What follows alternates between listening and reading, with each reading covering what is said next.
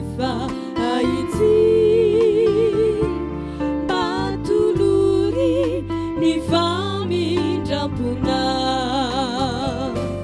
fa mahery mandresy aniko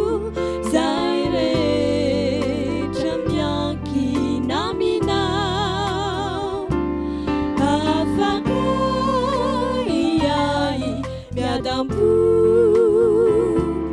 matoky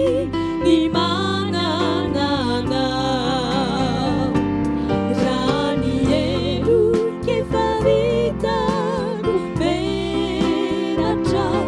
na de ny alolona ny anaranao efa nanao zay ratsindrindra teo i masonao indresiresin'izao tontolo izao ry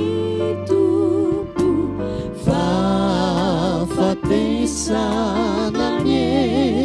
no mendrika ho aizao nefa navotanao faverezana mandrakizay no sazay hatramizay raha ny elo kefa vitako meratrao na de ny alolona ny anaranao efa nanao zay ratsindrindra teo i masonao indresiresin'izao tontolo izao ry tompo fafatesana mie no mendrika ho aizao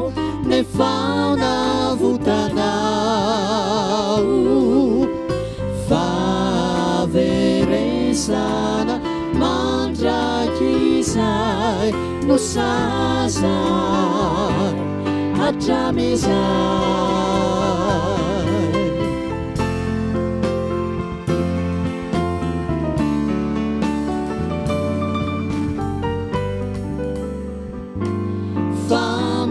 famahery mandresy aniko zay rehetra miankina aminao afaka iay miadam-po